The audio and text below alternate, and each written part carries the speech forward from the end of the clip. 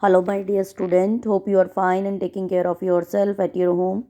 Today we will do the chapter gravitation, mass and weight few questions as a revision. You can revise these questions properly and let us start those questions. First of all, we will do difference between mass and weight.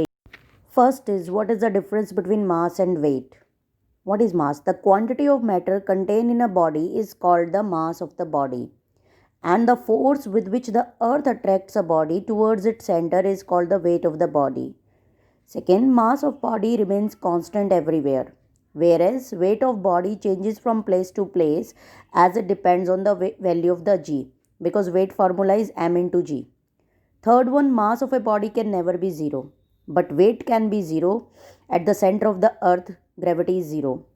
Mass is a scalar quantity, it does not depend on direction, and weight is a vector quantity, it depends on direction because weight formula is m into g. Now fifth point, mass is measured in kilogram unit and weight is measured in newton. Mass is measured by beam balance and weight is measured by spring balance.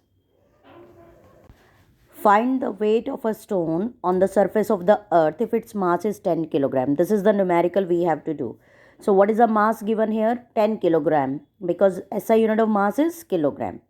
Now according to the gravity of the earth is 9.8 meter per second square. So weight is calculated as m into g. So we will substitute the value of mass and gravity, and after substituting we will get weight value on the surface of earth 98 Newton. Okay, so the weight of the stone on the surface of earth is 98 Newton. Now the next question is, the weight of a boy on the surface of earth is 294 Newton. Find its mass. It is opposite of the previous one question.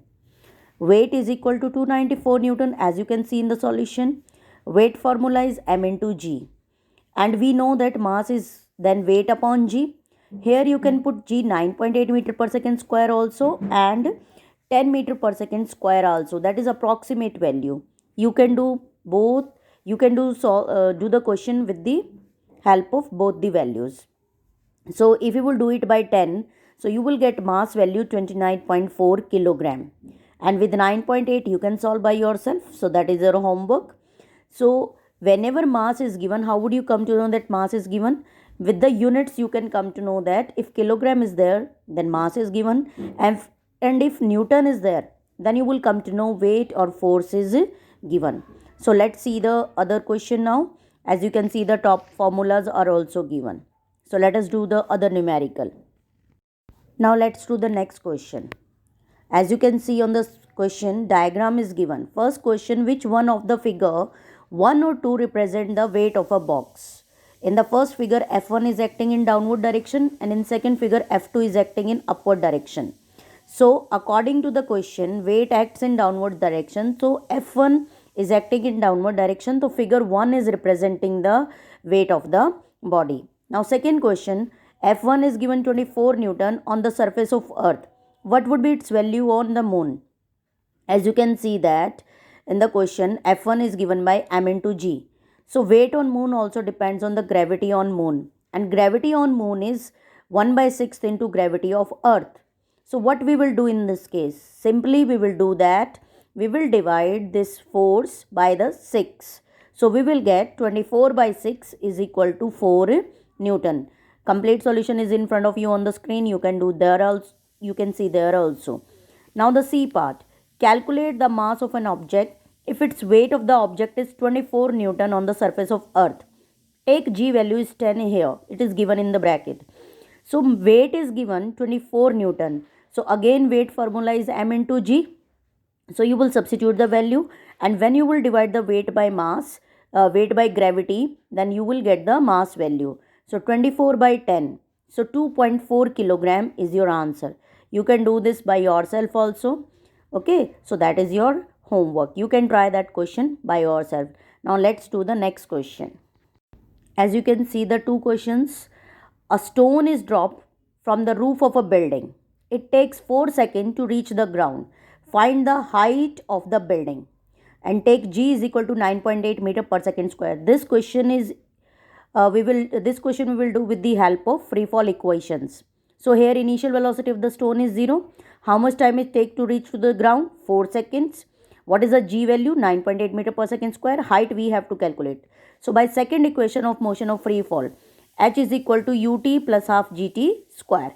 So when you will substitute u value 0, that first factor becomes 0. So what is remaining? Only half into 9.8 into 4 square. When you will do, you will get 16. So when you will solve this, you will get height of the building is 78.4 meter. Now the next question, a child drop a coin from a top of a building which is 50 meter height. Calculate the velocity of the coin when it falls through 20 meter distance. And second, when it strikes the velocity with which the coin strikes the ground. So second part is your homework. First I am doing here. Step 1, initial velocity is 0. G value is given 10 and h is given 20 meter in the first part. So we will do the third equation of motion. V square minus u square is equal to 2gh. And we will get, because initial velocity is 0, so you will put u value 0. V square minus 0 square is equal to 2 into 10 into 20 meter. So from here you will get V square is equal to 400 and V is the square root of 400, that is 20 meter per second. So similarly you can calculate the second part. You have to calculate the velocity with which the coin strikes the ground. So it is dropped from the 50 meter height building. So instead of height 20, you can take 50 and you can solve your question. Okay. So this is all about the today's numericals. Thank you and have a nice day. Take care.